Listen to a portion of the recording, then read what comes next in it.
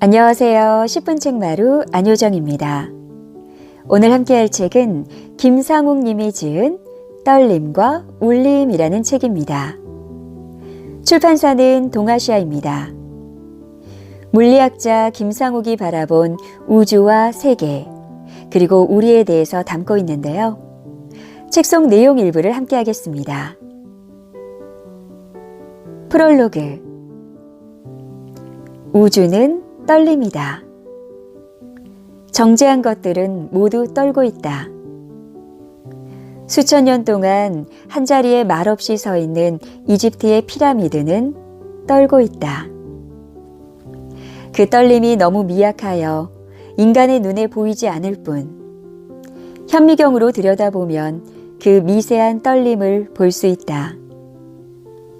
소리는 떨림이다. 우리가 말하는 동안 공기가 떤다. 눈에 보이지 않지만 공기의 미세한 떨림이 나의 말을 상대의 귀까지 전달해준다.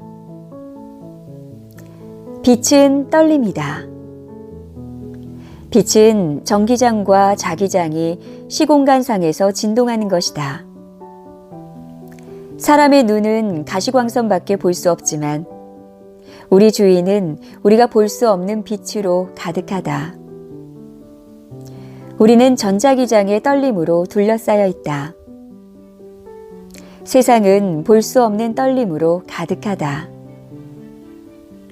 볼 수 있는 떨림, 느낄 수 있는 떨림도 있다. 집 앞의 은행나무는 영국 왕실의 근위병같이 미동도 않고 서 있는 것 같지만 상쾌한 산들바람이 어루만지며 지나갈 때 나뭇잎의 떨림으로 조용히 반응한다. 사랑 고백을 하는 사람의 눈동자는 미세하게 떨린다. 그 고백을 듣는 사람의 심장도 평소보다 빨리 떤다. 우주의 숨겨진 비밀을 이해했을 때 과학자는 전율을 느낀다. 전율은 두려움에 몸을 떠는 것이지만 감격의 겨울 때에도 몸이 떨린다. 예술은 우리를 떨게 만든다. 음악은 그 자체로 떨림의 예술이지만 그것을 느끼는 나의 몸과 마음도 함께 떤다. 인간은 울림이다. 우리는 주변에 존재하는 수많은 떨림에 울림으로 반응한다. 세상을 떠난 친구의 사진은 마음을 울리고, 영화 레미제라블의 민중의 노래는 심장을 울리고, 멋진 상대는 머릿속에 사이렌을 울린다. 우리는 다른 이의 떨림에 울림으로 답하는 사람이 되고자 한다. 나의 울림이 또 다른 떨림이 되어 새로운 울림으로 보답받기를 바란다. 이렇게 인간은 울림이고 떨림이다. 떨림과 울림은 이 책에서 진동의 물리를 설명할 때 등장한다. 진동은 우주에 존재하는 가장 근본적인 물리 현상이다. 공학적으로도 많은 중요한 응용을 갖는다. 따지고 보면 전자공학의 절반 이상은 진동과 관련된다. 이공계 대학에서 배우는 수학의 대부분이 진동을 이해하기 위한 것이라 해도 지나치지 않다. 진동은 떨림이다. 비슷한 말이지만 그 느낌은 다르다. 진동은 차갑지만 떨림은 설렌다. 진동은 기계적이지만 떨림은 인간적이다. 나는 이 책에서 물리학의 가장 기본이 되는 개념들을 소개하려고 한다. 내가 보는 물리의 모습을 사람들에게 말해주려고 한다. 사실 물리는 차갑다. 물리는 지구가 돈다는 발견에서 시작되었다. 이보다 경험에 어긋나는 사실은 없다.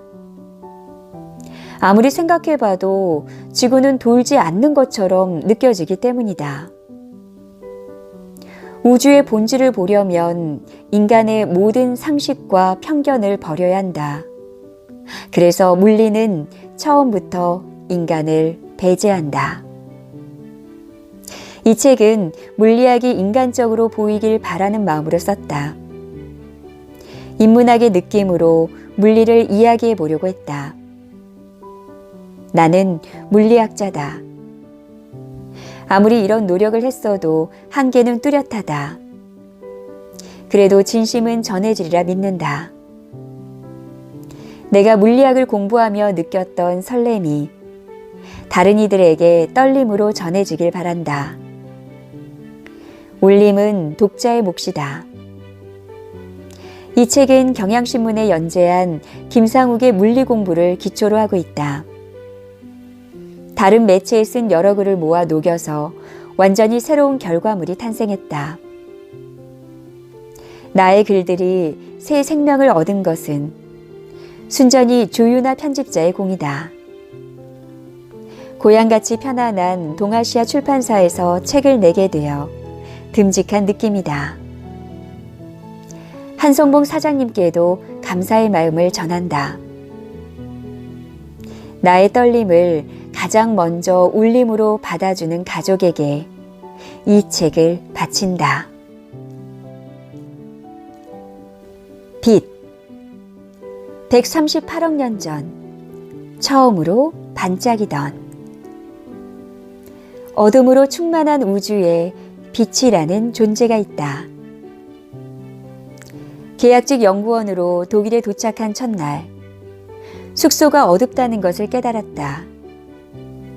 천장에는 형광등이 아니라 전구가 달려 있었는데 그나마도 밝은 흰색이 아니라 다소 옅은 노란색이었다. 우리 집만 그런가 하여 창문 너머 다른 집들을 둘러보니 자정 가까운 시간이었다고 해도 불을 밝힌 집이 거의 없었다. 빛이라고 해봐야 촛불 정도의 가녀린 깜빡임만 새어나오고 있었다. 빛을 밝힌 것이 아니라 어둠을 밝힌 것이 아닌가 하는 생각마저 들었다. 독일 생활에 적응해감에 따라 어둠을 대하는 나의 태도도 조금씩 변해갔다. 식사할 때는 천장에 달린 등만 켜고, 책상에서 일할 때는 스탠드만 켜고, 침대에 앉아 책을 볼 때는 작은 침대 등만 켜게 되었다. 그렇게 어둠이 빛의 영역을 잠식해갔다. 독일인에게는 이 정도가 빛과 어둠의 적절한 비율이겠지만 어둠을 박멸하려는 듯 불을 밝히는 나라에서 온 나는 신압으로 늘어나는 어둠에 서서히 압도당하고 있었다. 하지만 어둠이 늘어나자 전에는 보지 못했던 새로운 것들이 보이기 시작했다. 어둠에도 색이 있다. 빛이 거의 도달하지 않는 맞은편 벽의 어둠은 태고적 신비를 간직한 동굴의 색과 같고, 침대 밑의 어둠은 부족한 빛마저 모두 빼앗겨 블랙홀이나 가질 법한 검은색을 띠며, 내 몸 가까이 착 들러붙은 어둠 아님 어둠은 몸의 일부가 된 듯 내 자신의 색과 구분이 되지 않는다. 밝은 빛 아래서 빛을 실제로 느낀 적 없으나 어둠이 충만한 곳에서 어둠은 무거운 실체가 된다. 우주는 어둠으로 충만하다. 빛은 우주가 탄생한 후 38만 년이 지나서야 처음 그 존재를 드러냈다. 빅뱅이 있은 직후 초기 우주는 너무 뜨거워서 우리가 오늘날 물질이라고 부를 수 있을 만한 것은 존재할 수 없었다. 우주가 팽창함에 따라 온도가 낮아졌고 물이 얼음이 되듯 물질이 등장하기 시작했다. 빅뱅 이후 38만 년쯤 지났을 때 수소, 헬륨과 같은 원자들이 생겨났고 이때부터 빛도 존재할 수 있게 되었다. 이 이전에는 빛과 물질이 한데 뒤엉킨 어떤 것이 있을 뿐 빛은 홀로 존재할 수 없었다. 이때 탄생한 빛은 지금까지 우리 주위를 떠돌고 있다. 이 빛을 우주 배경 복사라 하며 그 발견에 노벨 물리학상이 주어지기도 했다. 우주는 38만 살 되던 해 자신의 모습을 빛에 남겨놓은 것이다. 빛이 탄생한 건 138억 년 전이다. 하지만 우리는 불과 150년 전 빛이 무엇인지 알게 되었다. 우리는 대부분의 정보를 빛을 통해 얻는다. 천문학에서 우주에 대해 얻는 정보는 대부분 빛을 통해서다. 과학은 빛에 빚졌다고 할 수 있다. 물리학도 예외는 아니다. 물리의 실험 데이터는 대개 빛으로 얻는다. 빛을 모르고 할 수 있는 일은 없다. 인간의 오감 중 가장 중요한 감각은 시각이 아닐까? 뇌의 60% 가까이가 시각 처리에 쓰일 정도다. 인간이 눈을 가지고 있지 않았다면 지금과는 상당히 다른 모습으로 물리학을 발전시켰을 것이다. 그런 조건에서도 물리학이 존재하는 게 가능하다면 말이다. 우리가 빛을 통해 사물을 볼 수 있다면 빛을 이용해 보이지 않게도 할 수 있을까? 2006년 존 펜드리 박사는 빛의 원리를 이용해 투명 망토를 구현하고자 했다. 어떤 원리에 착안한 것일까? 빛은 직진한다. 물체를 떠난 빛은 일직선으로 진행하여 눈에 도달한다. 뇌에서는 빛이 일직선으로 진행해 왔다는 가정하에 물체의 모습을 재구성한다. 이 때문에 수많은 착시가 일어난다. 예를 들어 돋보기로 보면 물체가 커 보인다. 돋보기의 유리 표면에서 빛의 방향이 바뀌었지만 눈은 빛이 꺾이지 않고 직진해 왔다고 생각한다. 결국 물체가 존재하지도 않는 곳에서 빛이 출발했다고 착각하는 것이다.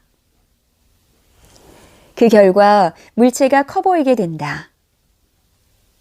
돋보기의 유리 표면에서 빛이 꺾이는 현상을 굴절이라고 한다. 존 펜드리 박사는 빛의 굴절 현상에 주목했다. 아이가 방을 어질렀어도 아이가 한 행동을 거꾸로 뒤집어가며 정리하면 결국 방에는 아무 변화가 없는 것처럼 보일 것이다. 굴절을 잘 디자인하면 빛이 물체를 지나면서 생긴 변화를 상쇄시킬 수도 있다. 그러면 결과적으로 빛이 아무 변화 없이 물체를 지나간 셈이 된다. 빛이 물체를 만나지 않은 것처럼 지나갔기 때문에 마치 물체가 없는 것처럼 보인다. 존 펜드리 박사가 구현한 투명 망토는 성공했을까? 안타깝지만 존 펜드리 박사의 투명 망토는 마이크로파에서만 작동한다. 빛은 주파수에 따라 마이크로파, 전파, 적외선, 가시광선, 자외선, X선, 감마선 등 여러 종류로 나뉜다. 우리는 이 가운데 가시광선만 볼 수 있다. 빛의 굴절을 이용해 구현이 가능하더라도 가시광선에서는 작동하지 않기 때문에 이 투명 망토를 써봐야 인간의 눈에는 잘 보인다는 의미다. 본다는 것은 생각보다 자명하지 않다.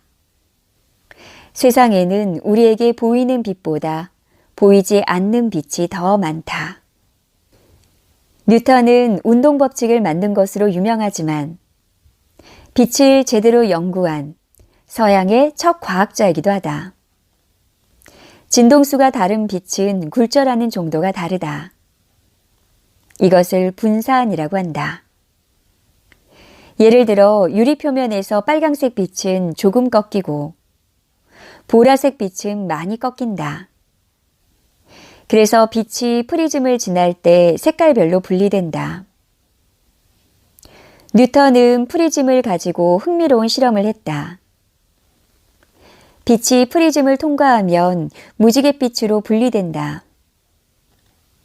분리되어 나온 빨간 빛만 다시 프리즘에 통과시키면 더 이상의 분리는 일어나지 않는다.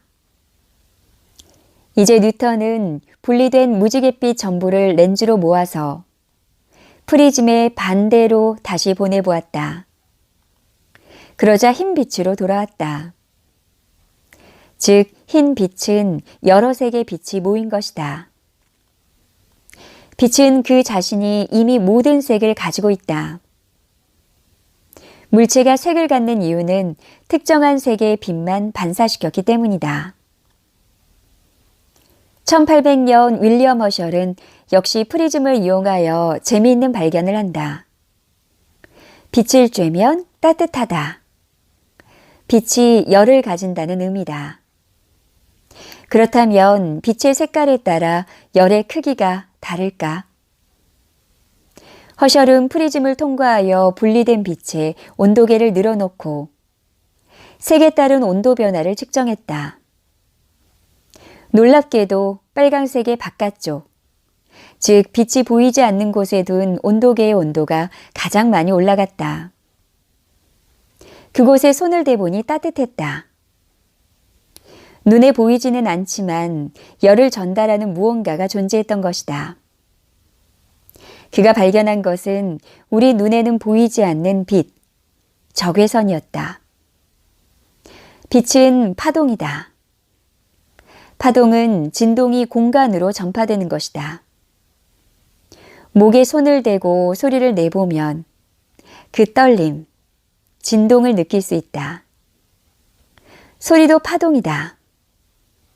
즉, 빛은 소리와 비슷하게 행동한다. 소리는 진동수에 따라 음이 달라지고 빛은 진동수에 따라 색이 달라진다. 아주 느리거나 빨리 진동하는 소리는 인간이 들을 수 없다. 이런 소리를 초음파라고 한다. 들리지 않는 소리가 있듯이 보이지 않는 빛이 있다. 눈에 보이거나 귀에 들리는 것이 세상의 전부